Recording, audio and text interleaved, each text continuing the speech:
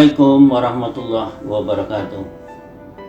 Alhamdulillah wa syukurillah wala haula wala quwata illa billah. Pemirsa yang dirahmati Allah, marilah kita senantiasa memanjatkan syukur kehadirat Allah. Jangan lupa senantiasa menyampaikan salam salawat kepada uswah kita Rasulullah Muhammad SAW. Pemirsa yang dirahmati Allah, pada kesempatan yang berbahagia ini kami akan menyampaikan materi berkaitan dengan didik anakku agar soleh, cerdas, dan bahagia. Kalau soleh insya Allah cerdas, kalau cerdas nanti hidupnya akan bahagia. Tapi kalau hanya cerdas saja belum tentu soleh. Oleh sebab itu, pemirsa yang dirahmati Allah, bagaimana sebenarnya memandang kebahagiaan itu? Allah menyatakan dalam Al-Quran surat Al-Qasas ayat 77, A'udzubillahi minasyaitonirrajim, wabtaghi, dan carilah fima atakallah, anugerah terindah dari Allah, adarul akhirah, berupa kebahagiaan kampung akhirat. Wala tansa nasibaka, kita tidak boleh melupakan kebahagiaan kita minad dunya, kalau bisa hidup kita juga bahagia di dunia ini. Salah satu kebahagiaan kita adalah ketika anak-anak kita menjadi anak-anak yang soleh.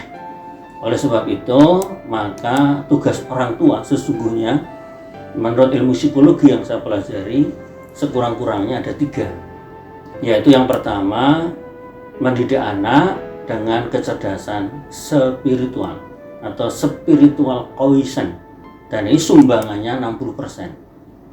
Selama ini kita keliru. Biasanya anak-anak kita kalau nggak bisa matematika, nggak bisa bahasa Inggris, dileskan. Tapi kalau tidak bisa baca Quran, diam saja orang tuanya. Tidak bisa sholat, diam saja orang tuanya. Padahal yang membahagiakan kita itu ketika anak kita menjadi anak yang soleh, cerdas, dan bahagia. Dan itu konsepnya adalah 60% memiliki kecerdasan spiritual.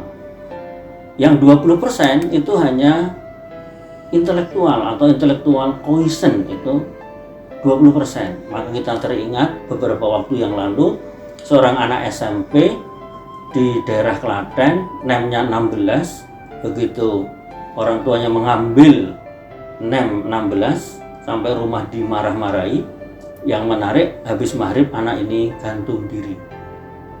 Demikian juga ketika ada anak SD di daerah Sragen, tryout matematikanya 2. Luar biasa, orang tuanya keliru, sampai rumah dimarah-marahi. Yang menarik, ternyata luar biasa, habis maghrib dia pun bunuh diri karena tryout matematikanya 2. Anak saya 3, kebetulan pintar semuanya, alhamdulillah, kelas 2 SD dulu. Anak saya juga pernah matematikanya 2, lapor sama saya, tidak saya marahi. Kan dia lapor, Pak, saya nggak bisa matematikanya hanya 2. Saya bilang nggak apa-apa, bapak dulu juga hanya 1, ternyata juga bisa menjadi sarjana. Saya bilang begitu. Maka kecerdasan spiritual itu 60%, tapi intelektualnya 20%. Nah, ini yang menarik. Kemudian yang ketiga yaitu kecerdasan emosional, itu pun hanya juga 20%. Maka anak-anak sekarang pada tidak memiliki subosito, kata orang Jawa, etika atau kromo. Itu karena tidak pernah diajarkan dengan kecerdasan emosional atau emotional quotient.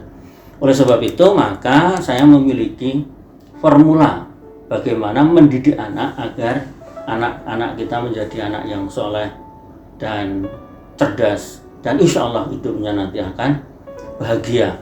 Ya, yang pertama tentu harus dekat dengan Allah dulu, mengacu pada kecerdasan spiritual tadi. Yang kedua, didik anak dengan sifat keteladanan. Jadi orang tua harus bisa menjadi contoh. Ini penting. Jangan sampai orang tua tidak bisa menjadi contoh. Yang ketiga, didiklah anak dengan penuh perhatian dan kasih sayang. Anak-anak kita tidak butuh materi sebenarnya. Maka sekarang ini anak-anak yang sewu banyak yang galau, banyak yang tidak paham tentang agama itu karena kurang kasih sayang. Oleh sebab itu, maka orang tua harus mendidik anak dengan perhatian dan kasih sayang. Sesibuk-sibuknya apapun, kita harus senantiasa suka untuk memperhatikan anak. Yang keempat, ini yang sering dilakukan oleh orang tua yang keliru. yaitu suka membanding-bandingkan. Padahal formula yang keempat ini, kalau anak kita mau jadi anak yang soleh, cerdas dan bahagia, mendidik kita dengan berkeadilan. Jangan membanding-bandingkan anak satu dengan anak yang lain. Kita tidak boleh membandingkan anak yang satu dengan anak yang lain di depan anak-anak kita sendiri. Itu akan membunuh karakter anak kita yang kita bandingkan dengan bandingan yang jelek. Tapi biasanya pemirsa yang dirahmati Allah, kita justru malah sering membandingkan anak kita dengan anak tetangga kita. Nah, ini kesalahan yang lebih fatal lagi. Kemudian yang kelima, anak dididik sesuai dengan kemampuan. Anak itu memiliki dunianya sendiri, umurnya belum dewasa, maka dididik sesuai dengan kemampuan.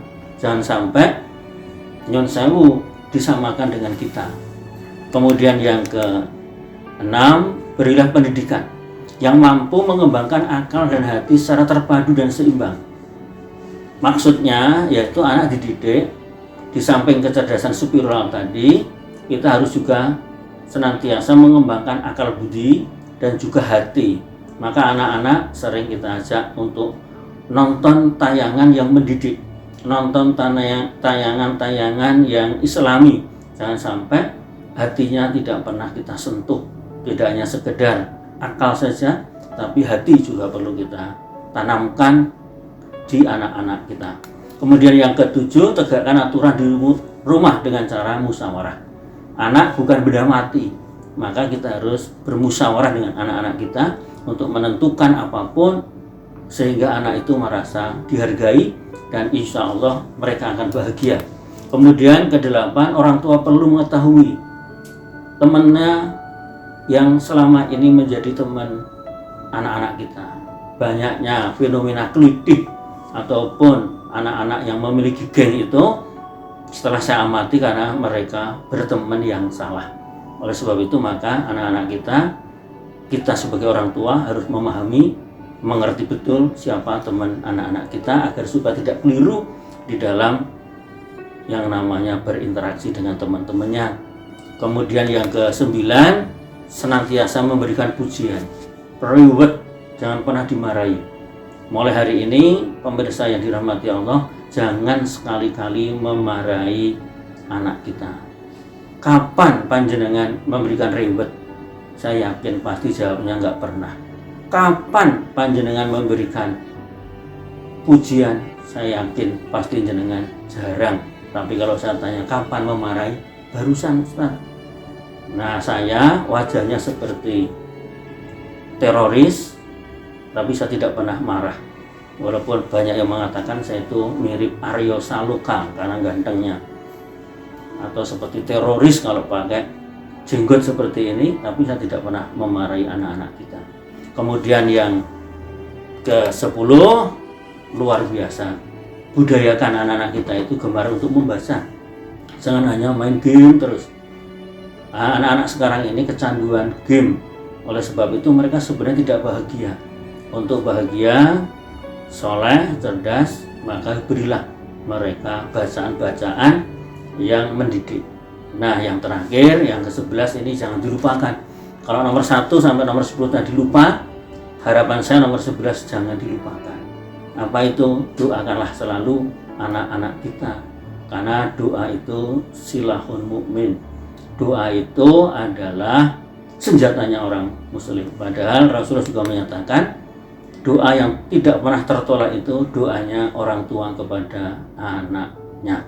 Oleh sebab itu doa yang paling bagus untuk anak kita, Robbi habli minas sholihin. Ya Allah, kami mohon agar supaya anak-anak saya ini menjadi anak-anak yang soleh, solihah. Itu doa orang tua, insya Allah akan dikabulkan oleh Allah. Karena Allah menyatakan ud'uni astajib lakum, mintalah kamu, berdoalah kepadaku, pasti akan aku kabulkan. Nah, orang tua harus senantiasa mendoakan anaknya, Robbi habli minas sholihin. Semoga bermanfaat. Kupat januri tuwa, lepat nyun pangapura, kupat dudu santen, jemik blas mboten enak, kupat lawe tongseng, enak tenan. Semoga bisa ketemu di lain kesempatan. Assalamualaikum warahmatullahi wabarakatuh.